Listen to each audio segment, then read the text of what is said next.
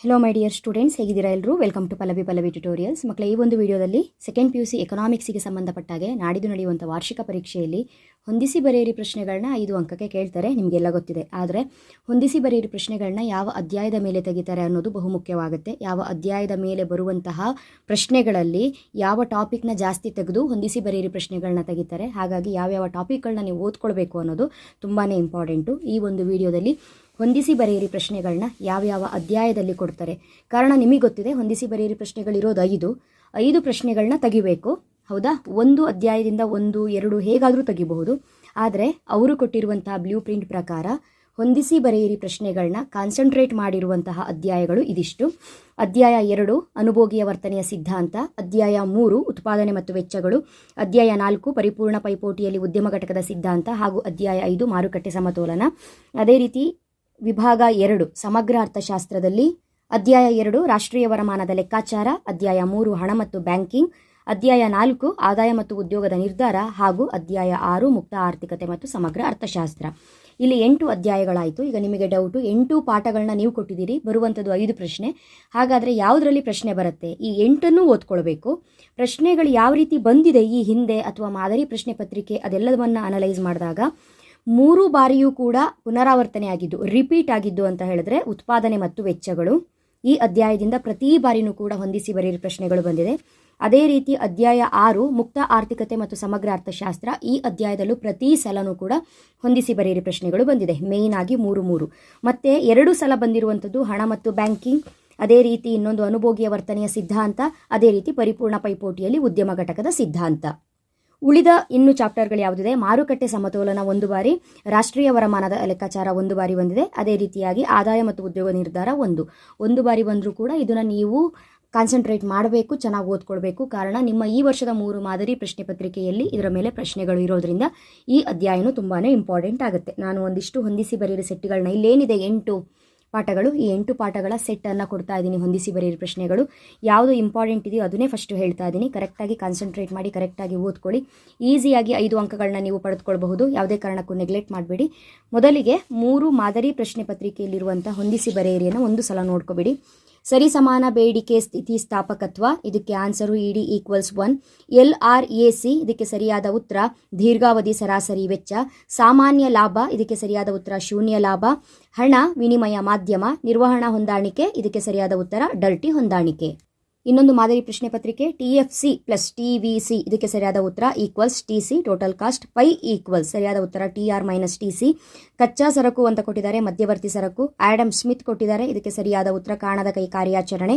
ತೇಲುವ ವಿನಿಮಯ ದರ ಅಂತ ಕೊಟ್ಟಿದ್ದಾರೆ, ಬದಲಾಗುವ ವಿನಿಮಯ ದರ. ಇನ್ನೊಂದು ಮಾದರಿ ಪ್ರಶ್ನೆ ಪತ್ರಿಕೆ ಔದಾಸೀನ್ಯ ನಕ್ಷೆ, ಇದಕ್ಕೆ ಸರಿಯಾದ ಉತ್ತರ ಔದಾಸೀನ್ಯ ವಕ್ರರೇಖೆಗಳ ಕುಟುಂಬ. SMC ಕೊಟ್ಟಿದ್ದಾರೆ, ΔTC / ΔQ. ಶ್ರಮ ಕೊಟ್ಟಿದ್ದಾರೆ, ಕೂಲಿ. M3 M4 ನಾನು ಹೇಳಿದ್ದೀನಿ ಆಲ್ರೆಡಿ, ವಿಶಾಲ ಹಣ. ಅದೇ M1 M2 ಕೊಟ್ಟರೆ ಸಂಕುಚಿತ ಹಣ ಆಗುತ್ತೆ. ವ್ಯಾಪಾರ ಬಾಕಿ ಅಂತ ಹೇಳ್ಕೊಂಡು ಕೊಟ್ಟಿದ್ದಾರೆ, ಇದಕ್ಕೆ ಸರಿಯಾದ ಉತ್ತರ ಸರಕುಗಳ ವ್ಯಾಪಾರ. ಹಾಗಾದರೆ 2024ರ ವಾರ್ಷಿಕ ಪರೀಕ್ಷೆಯಲ್ಲಿ ಹೊಂದಿಸಿ ಬರೆಯಿರಿ ಪ್ರಶ್ನೆಗಳನ್ನ ಯಾವ ರೀತಿಯಾಗಿ ಕೇಳಿದ್ದಾರೆ ಅನ್ನೋದನ್ನ ನೋಡಿ ಒಂದ್ಸಲ. SMC ಕೇಳಿದ್ದಾರೆ, ಇದಕ್ಕೆ ಸರಿಯಾದ ಉತ್ತರ ΔTC / ΔQ. ಸಾಮಾನ್ಯ ಲಾಭ ಇದಕ್ಕೆ ಸರಿಯಾದ ಉತ್ತರ ಶೂನ್ಯ ಲಾಭ. ಗೃಹ ಕೃತ್ಯ ಕೇಳಿದರೆ, ಇದಕ್ಕೆ ಸರಿಯಾದಂತಹ ಉತ್ತರ ಹಣರಹಿತ ವಿನಿಮಯ. ಹಣ ಕೇಳಿದರೆ ವಿನಿಮಯ ಮಾಧ್ಯಮ. ಸಂದಾಯ ಬಾಕಿ ಸರಕು ಮತ್ತು ಸೇವೆಗಳ ವ್ಯಾಪಾರ. ಸೊ ಈ ಪ್ರಶ್ನೆಗಳನ್ನ ಗಮನಿಸಿದಾಗ ನಿಮಗೆ ಗೊತ್ತಾಗ್ತಾ ಇದೆ. ಇವಾಗ ನಾನೇ ನಿಮಗೆ ಒಂದಿಷ್ಟು ಅಧ್ಯಾಯಗಳನ್ನ ಓದ್ಕೊಳ್ಬೇಕು ಅಂತ ಹೇಳಿದ್ದೀನಿ, ಅದೇ ಅಧ್ಯಾಯದಲ್ಲಿ ಬಂದಿರುವಂತಹ ಪ್ರಶ್ನೆಗಳು, ಬೇರೆ ಯಾವುದು ಕೂಡ ಬಂದಿಲ್ಲ.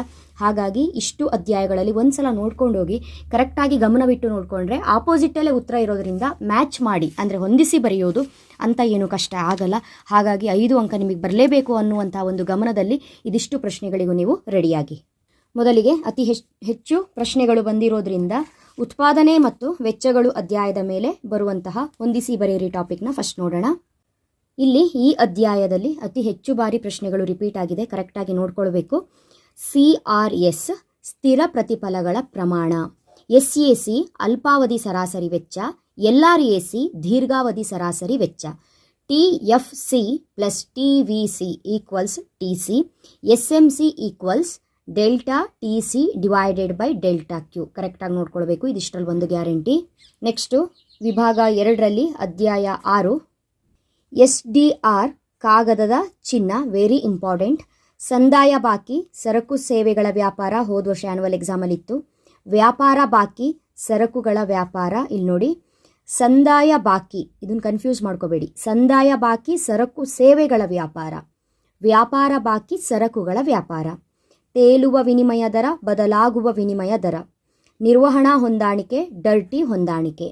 ನೆಕ್ಸ್ಟು SLR ಶಾಸನಬದ್ಧ ದ್ರವ್ಯಾನುಪಾತ ಕೇಳಬಹುದಿದು, ಡಿಫ್ರೆಂಟ್ ಆಗಿದೆ. ನಾಣ್ಯ ಚಲಾವಣೆ ಭಾರತ ಸರ್ಕಾರ. ಹಣ ವಿನಿಮಯ ಮಾಧ್ಯಮ ತುಂಬ ಕಡೆ ಕೇಳಿದ್ದಾರೆ.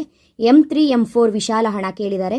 ಮರು ಖರೀದಿ ಒಪ್ಪಂದ ರೆಪೋ, ವೆರಿ ಇಂಪಾರ್ಟೆಂಟ್. ನೆಕ್ಸ್ಟು ಇನ್ನೊಂದು ಸೆಟ್ಟು ಶ್ರಮ, ಇದಕ್ಕೆ ಸರಿಯಾದ ಉತ್ತರ ಕೂಲಿ. GDP ಒಟ್ಟು ದೇಶೀಯ ಉತ್ಪನ್ನ. ತಪಶೀಲು ಪಟ್ಟಿ ದಾಸ್ತಾನಿನ ಚಲಕ. PDI ವೈಯಕ್ತಿಕ ವೆಚ್ಚ ಮಾಡಬಹುದಾದ ಆದಾಯ. ಗೃಹ ಕೃತ್ಯ ಹೋದ ವರ್ಷ ಆ್ಯನ್ಯುವಲ್ ಎಕ್ಸಾಮಲ್ಲಿ ಬಂದಿದೆ, ಹಣರಹಿತ ವಿನಿಮಯ, ಕರೆಕ್ಟಾಗಿ ನೋಡ್ಕೊಳ್ಳಿ ಇದಿಷ್ಟು ಕೂಡ. ನೆಕ್ಸ್ಟು ಮಾರುಕಟ್ಟೆ ಅರ್ಥವ್ಯವಸ್ಥೆ ಖಾಸಗಿ ಒಡೆತನ, ಇದು ಮೊದಲ ಅಧ್ಯಾಯ, ಇಂಪಾರ್ಟೆಂಟ್ ಇದು. ಮಾರುಕಟ್ಟೆ ಅರ್ಥವ್ಯವಸ್ಥೆ ಖಾಸಗಿ ಒಡೆತನ ಈ ಪಾಠ ಹೊಂದಿಸಿ ಬರೆಯಿರಿಯಲ್ಲಿ ಇಲ್ಲ, ಆದರೂ ಕೂಡ ಮೊದಲ ಅಧ್ಯಾಯ ಎಲ್ಲದಕ್ಕೂ ಕೂಡ ಬೇಸ್ ಫೌಂಡೇಶನ್ನು. ಶಿಕ್ಷಕರ ಸೇವೆ ಕೌಶಲ್ಯ. ಕೇಂದ್ರೀಯ ಯೋಜಿತ ಆರ್ಥಿಕತೆ ಸರ್ಕಾರ. ವಾಸ್ತವಿಕ ಅರ್ಥಶಾಸ್ತ್ರ ಕಾರ್ಯತಂತ್ರಗಳ ಕಾರ್ಯನಿರ್ವಹಣೆ. ಮಾದರಿ ಅರ್ಥಶಾಸ್ತ್ರ ಕಾರ್ಯತಂತ್ರಗಳ ಮೌಲ್ಯಮಾಪನ. Next MR delta TR by delta Q pi TR minus TC. ಇಲ್ಲಿ MR ಇದೆಯಲ್ಲ, ಇದು delta TR divided by delta Q. SMC ಅಂತ ಹೇಳಿದರೆ delta TC divided by delta Q. ಅದೆರಡು ಕನ್ಫ್ಯೂಸ್ ಮಾಡ್ಕೋಬಾರದು, ಎರಡನ್ನೂ ಕೊಟ್ಬಿಟ್ರೆ ಕನ್ಫ್ಯೂಸ್ ಆಗ್ತೀರಿ, ಕರೆಕ್ಟಾಗಿ ನೋಡ್ಕೊಳ್ಬೇಕು. Next AR TR divided by Q, ಓಕೆನಾ. ಇಲ್ಲಿ MR ಇರೋದ್ರಿಂದ TR, ಓಕೆನಾ. SMC ಅಂತ ಕೊಟ್ಟಾಗ TC divided by delta Q ಆಗುತ್ತೆ. ಸಾಮಾನ್ಯ ಲಾಭ, ಶೂನ್ಯ ಲಾಭ. ಪರಿಪೂರ್ಣ ಪೈಪೋಟಿ, ಪರಿಪೂರ್ಣ ಮಾಹಿತಿ. ನೆಕ್ಸ್ಟು ಆ್ಯಡಮ್ ಸ್ಮಿತ್ ಕಾಣದ ಕೈ ಕಾರ್ಯಾಚರಣೆ. ಬೆಲೆ ಮಿತಿ, ಬೆಲೆಯ ಮೇಲ್ಮಿತಿ, ಇದು ಗೊತ್ತಿದೆ ನಿಮಗೆ. ಬೆಲೆ ಮಿತಿ, ಬೆಲೆಯ ಮೇಲ್ಮಿತಿ. ಬೆಲೆ ಅಂತಸ್ತು, ಬೆಲೆಯ ಕನಿಷ್ಠ ಮಿತಿ. ಇದನ್ನು ನಮಗೆ 1 ಅಂಕದ ಪ್ರಶ್ನೆ ಬಿಟ್ಟ ಸ್ಥಳ ಎಲ್ಲದಕ್ಕೂ ಕೂಡ ಇಂಪಾರ್ಟೆಂಟ್ ಅಂತಲೇ ಹೇಳಿದ್ದೆ. ನೆಕ್ಸ್ಟು ಮಾರುಕಟ್ಟೆ ಸಮತೋಲನ, QD ಈಕ್ವಲ್ಸ್ QS. ಅಸಾಮಾನ್ಯ ಲಾಭದ ಸಾಧ್ಯತೆ, ಹೊಸ ಉದ್ದಿಮೆಗಳ ಆಕರ್ಷಣೆ. ನೆಕ್ಸ್ಟು ಉಳಿತಾಯ, ಇದಕ್ಕೆ ಸರಿಯಾದ ಉತ್ತರ Y-C. ಕಚ್ಚಾ ಸರಕು, ಮಧ್ಯವರ್ತಿ ಸರಕು. ಆದಾಯದ ಪ್ರತಿ ಘಟಕದ ಅನುಭೋಗ, ಇದಕ್ಕೆ ಸರಿಯಾದ ಉತ್ತರ APC ಅಂತನಾದರೂ ಕೊಡ್ಬೋದು, ಅಥವಾ ಅನುಭೋಗದ ಸರಾಸರಿ ಪ್ರವೃತ್ತಿ ಅಂತ ಕೊಡ್ಬೋದು, ಎರಡು ಒಂದೇ. ಅಂತಿಮ ಸರಕುಗಳ ಸಮಗ್ರ ಬೇಡಿಕೆ, ಇದಕ್ಕೆ ಸರಿಯಾದ ಉತ್ತರ C+I+CY. ಹೆಚ್ಚುವರಿ ಬೇಡಿಕೆ ದೀರ್ಘಾವಧಿಯಲ್ಲಿ ಬೆಲೆಗಳ ಏರಿಕೆಗೆ ಕಾರಣವಾಗುತ್ತದೆ. ನೆಕ್ಸ್ಟು ಲಾಸ್ಟ್ ಬೇಡಿಕೆ ರೇಖೆ ಕೆಳಮುಖ ಇಳಿಜಾರು. ಸರಳ ಬೇಡಿಕೆ ರೇಖೆ D/P ಈಕ್ವಲ್ಸ್ A-BP. ಸರಿಸಮಾನ ಬೇಡಿಕೆ ಸ್ಥಿತಿಸ್ಥಾಪಕತ್ವ ED ಈಕ್ವಲ್ಸ್ 1. ಪೂರಕ ಸರಕುಗಳು ಪೆನ್ನು ಮತ್ತು ಶಾಯಿ. ಔದಾಸೀನ್ಯ ನಕ್ಷೆ, ಔದಾಸೀನ್ಯ ವಕ್ರರೇಖೆಗಳ ಕುಟುಂಬ.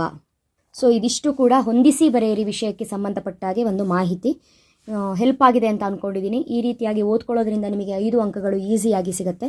ಮುಂದಿನ ವಿಡಿಯೋದಲ್ಲಿ 1 ಅಂಕದ ಪ್ರಶ್ನೆಗಳು ಯಾವ ಒಂದು ಅಧ್ಯಾಯದಿಂದ ಬರುತ್ತೆ, ನಿಮಗೆ ಯಾವ ಅಧ್ಯಾಯಗಳನ್ನು ಓದ್ಕೋಬೇಕು, ರಿಪೀಟ್ ಆಗಿದೆಯಾ ಪ್ರಶ್ನೆ ಅಥವಾ ಪ್ರತಿಯೊಂದು ಪೇಪರಿಗೂ ಸಂಬಂಧನೇ ಇಲ್ವೋ, 1 ಅಂಕದ ಪ್ರಶ್ನೆಗಳನ್ನ ಯಾವ ಯಾವ ಅಧ್ಯಾಯಗಳಲ್ಲಿ ತೆಗೆದಿದ್ದಾರೆ, ಸೂಕ್ಷ್ಮ ಅರ್ಥಶಾಸ್ತ್ರ ಅಥವಾ ಸಮಗ್ರ ಅರ್ಥಶಾಸ್ತ್ರ ಯಾವ ಪಾರ್ಟ್ ಇಂಪಾರ್ಟೆಂಟು 1 ಅಂಕಕ್ಕೆ, ಈ ರೀತಿಯಾಗಿ ಕೆಲವೊಂದು ಇನ್ಫಾರ್ಮೇಷನ್ಗಳನ್ನ ತಗೊಂಡು ನೆಕ್ಸ್ಟ್ ವೀಡಿಯೋದಲ್ಲಿ ಮತ್ತೆ ಸಿಗ್ತೀನಿ.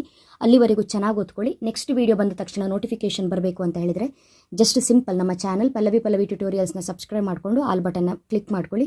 ವೀಡಿಯೋ ಬಂದ ತಕ್ಷಣ ನೋಟಿಫಿಕೇಷನ್ ಬರುತ್ತೆ ಮಕ್ಕಳು, ಓಕೆನಾ. ನಿನ್ನೆಯಿಂದನೂ ಕೂಡ ಇಂಪಾರ್ಟೆಂಟ್ ಕ್ವಶನ್ಸು ಆನ್ಸರ್ಸ್ಗಳನ್ನ ಕೊಡ್ತಾ ಇದ್ದೀನಿ, ಕರೆಕ್ಟಾಗಿ ನೋಡ್ಕೊಳ್ಬೇಕು. 6 ಮಾರ್ಕ್ಸು 4 ಮಾರ್ಕ್ಸಿಗೆ ಕ್ವಶನ್ಸ್ ಕೊಟ್ಟು ಇಟ್ಟಿದ್ದೀನಿ, ಓದ್ಕೊಳ್ಳಿ ಇಂಪಾರ್ಟೆಂಟು ಅಂತ ಹೇಳ್ಕೊಂಡು. ಕಾರಣ ಎಲ್ಲ ಕಾನ್ಸೆಪ್ಟು ನನ್ನ ಚಾನಲಲ್ಲಿ ಆನ್ಸರ್ ಸಿಗುತ್ತೆ ನಿಮಗೆ. ಹಾಗಾಗಿ ಈ 1 ಅಂಕ ಮತ್ತು 2 ಅಂಕ ಮುಗಿದ ಮೇಲೆ 6 ಮತ್ತು 4 ಅಂಕದ ಪ್ರಶ್ನೆಗಳನ್ನ ಏನು ಕೊಟ್ಟಿದ್ದೀನಿ, ಅದರಲ್ಲಿ ಇನ್ನೂ ಬಹುಮುಖ್ಯ ಪ್ರಶ್ನೆಗಳು ಏನಿದೆ ಅದಕ್ಕೆ ನಾನು ಉತ್ತರವನ್ನು ಕೊಡ್ತಾ ಹೋಗ್ತೀನಿ. ಅಲ್ಲಿವರೆಗೂ ಕೂಡ ನಿಮ್ಮ ಹತ್ರ ಇರುವಂಥ ಆನ್ಸರ್ಸ್ನ ತಗೊಂಡು ರೆಡಿ ಆಗ್ತಾರೆ, ಪ್ರಿಪೇರ್ ಆಗ್ತಾರೆ, ಟೈಮ್ ವೇಸ್ಟ್ ಮಾಡಬೇಡಿ, ಎಕನಾಮಿಕ್ಸನ್ನು ಚೆನ್ನಾಗಿ ಓದ್ಕೊಳ್ಳಿ ಅಂತ ಹೇಳ್ತಾ ಈ ವಿಡಿಯೋನ ಇಲ್ಲಿಗೆ ಸ್ಟಾಪ್ ಮಾಡ್ತಾ ಇದ್ದೀನಿ. ಮುಂದಿನ ವಿಡಿಯೋದಲ್ಲಿ ಮತ್ತೆ ಸಿಗ್ತೀನಿ. Thank you.